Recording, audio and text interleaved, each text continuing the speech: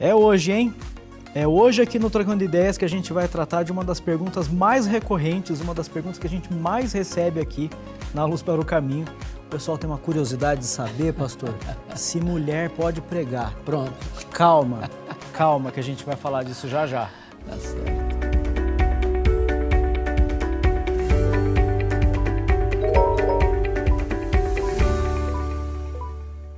O senhor sabia que essa é uma das perguntas que a gente mais recebe? É mesmo, Tiago. É verdade, pastor. Se mulher pode pregar. Mas segura aí que a gente vai tratar depois dessa pergunta. Tá bom. O senhor tá bem? Eu tô animado. Eu também. Vamos ver o que tem de pergunta Vamos aqui? lá. Ó, gente, vocês estão mandando e-mail, a gente recebe. Tá aqui, ó, o e-mail que vocês têm mandado pra gente. Continuem mandando suas perguntas pra cá, a gente fica muito feliz com a sua participação, tá bom? Pergunta do Lúcio. Pastor, como igreja, de que maneira planejar as próximas décadas em um cenário caótico e Cristo às portas? Pois é, ele fala de 3 coisas aí, né? É. Planejamento, diagnóstico e esperança da segunda vinda. Veja bem, nós temos que planejar mesmo, Tiago. Quem não planeja, planeja fracassar. Então, nós precisamos planejar o amanhã, no sentido de buscar as primeiras coisas primeiro, de ordenar a nossa agenda numa escalada de prioridades. Agora, que o mundo está caótico, está, mas nem por isso nós vamos adotar a filosofia do avestruz, botar a cabeça na areia e achar que está tudo resolvido. Eu acho que a caotização da sociedade deve nos impulsionar ainda mais a sermos mais precisos, zelosos no planejamento e na execução, para que a gente seja relevante no tempo em que vivemos e não nos dobrarmos diante das pressões nem seduções do presente século, não nos conformando, mas transformando. Acho que é dessa maneira que nós devemos nos postar nessa questão. Que Jesus está às portas, essa é a esperança da igreja. Sim. Agora, nós não podemos adotar aquela política, vamos cruzar os braços para deixar ficar pior, porque aí Jesus vai estar mais perto ainda de voltar. Não. Jesus diz que nós somos o sal da terra e a luz do mundo. Nós somos um elemento de transformação. Nós não podemos cruzar os braços nem nos acovardarmos. Nós temos que resistir o mal, resistir o diabo e vivermos uma vida para a glória de Deus. Agora, reverendo Hernandes, muito se fala em otimismo, em pessimismo, né?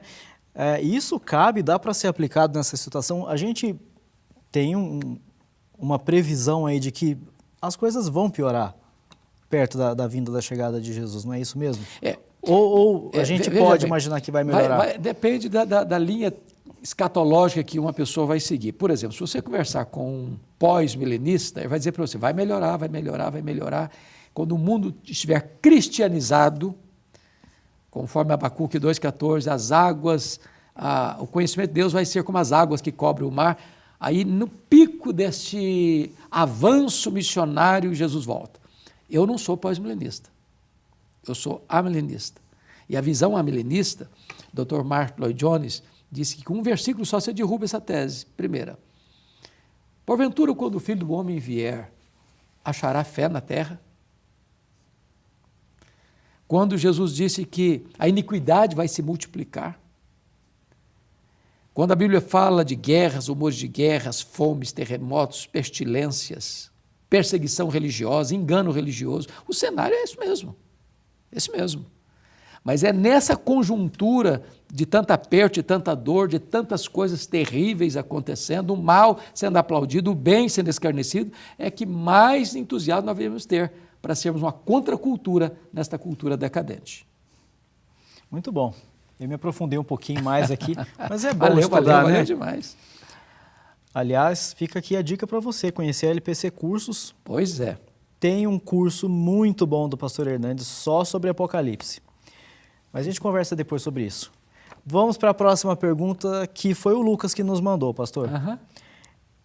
Pastor, como eu posso ajudar um amigo que está buscando caminhos de espiritualidade, porém sem compromisso com a igreja local? Bom, eu acho que ele deve ajudar esse amigo dizendo para esse amigo que não há ovelha sem rebanho, não há membro do corpo que sobreviva sem estar ligado ao corpo e à cabeça, que não há um ramo que possa produzir se não estiver ligado ao tronco.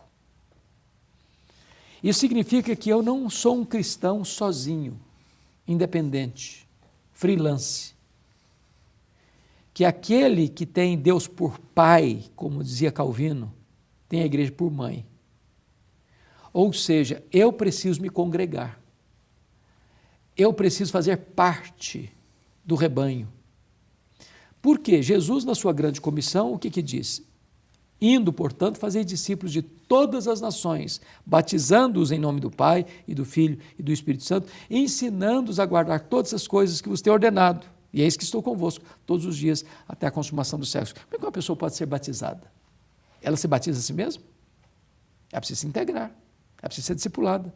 E não só para receber, essa ideia do mercantilismo cristão, essa ideia de apenas utilitarismo cristão, eu vou para receber, eu vou para receber, eu vou para receber, está errado. O que é culto? A palavra culto em inglês, por exemplo, é service, né? É serviço. Você não vai para o culto para receber, você vai para o culto para dar. Você vai oferecer a sua vida, você vai oferecer o seu coração, seus dons, seus talentos, seu tempo. Você vai servir a Deus, servir ao próximo. Então, nós precisamos... eu não preciso de nada. Pois então, vá para dar. Precisa sim, é só falta de consciência. Mas vá para dar, porque culto é isso, igreja é isso. Você vai para oferecer. Isso é culto. É isso aí. Bom, a próxima pergunta do programa de hoje veio da Kátia Regina. Pastor, à luz da Bíblia, a mulher pode pregar a palavra de Deus? Quer dizer que essa é a pergunta que mais está recorrendo aí? Não? Essa é. Pois bem, então vamos entender. Você vai encontrar mulheres sendo usadas por Deus no Antigo Testamento, mulheres sendo usadas por Deus no Novo Testamento. Quando você vai, por exemplo, para Joel capítulo 2, onde se promete lá o derramamento do Espírito, o que ocorreu no Pentecostes, está escrito que vossos filhos e vossas filhas profetizarão. O que é profetizar? É pregar, à luz de 1 Coríntios capítulo 14, versículos 1 a 3. Se você perceber, lá em Lucas capítulo 8, a partir do verso 3, as mulheres da Galileia, e são citadas por nome 3 delas, Maria Madalena, Joana e Susana, e muitas outras, sustentaram financeiramente o ministério de Jesus no seu trabalho itinerante pelas cidades da Galileia. Eram 204 cidades. E eu fico imaginando a cena. Jesus mais 12 apóstolos, 13 pessoas, 3 mulheres citadas pelo nome, 16 pessoas, mas muitas outras, eu não sei quantas são muitas outras. Vamos imaginar que o grupo todo seja 40 pessoas, cidade em cidade, cidade em cidade. Eu acho que elas iam bancando, passando Pix, fazendo transferência, cobrindo todas as despesas. Quando Jesus disse que subiria para Jerusalém para ser crucificado, para ressuscitar ao terceiro dia, essas mulheres foram com Jesus. Quando Jesus foi crucificado, só tinha o apóstolo João lá, mas essas mulheres estavam lá. Quando Jesus foi sepultado, está lá em Lucas 23, 54, 55, que essas mulheres estavam no sepultamento vendo onde e como Jesus foi sepultado. No primeiro dia da semana não foram os apóstolos, nem os homens, foram essas mulheres que foram ao sepulcro.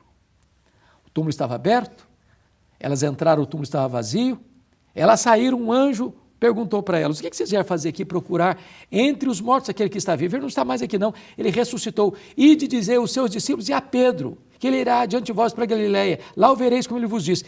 Essas mulheres foram as primeiras testemunhas da ressurreição, essas mulheres foram as primeiras pregadoras da maior notícia do mundo, Jesus ressuscitou. Mas mais, essas mulheres estavam com os discípulos quando Jesus ascendeu aos céus no Monte Olival. E essas mulheres ouviram o que Jesus disse, permanecei na cidade até que do alto sejais revestidos de poder. Essas mulheres faziam parte dos 120 discípulos que estavam no cenáculo. Quando eles se reuniram, os apóstolos, Maria, os filhos outros de Maria, essas mulheres, eram 120 ao todo, oraram, perseveraram, unânimes em oração, 10 dias. No primeiro dia da semana, no dia de Pentecostes, o Espírito Santo foi derramado sobre eles e todos ficaram cheios do Espírito Santo, inclusive essas mulheres.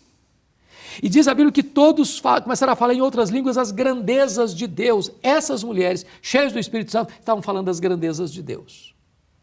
Pois bem, você vai encontrar também, lá em Atos Apóstolos, capítulo 8 e depois capítulo 12, que as filhas de Filipe, o diácono que morava em Cesareia, eram profetisas. Quem é profetisa? Dom de profecia o que é? É pregar a palavra. Está lá em 1 Coríntios, capítulo 14, 1 a 3.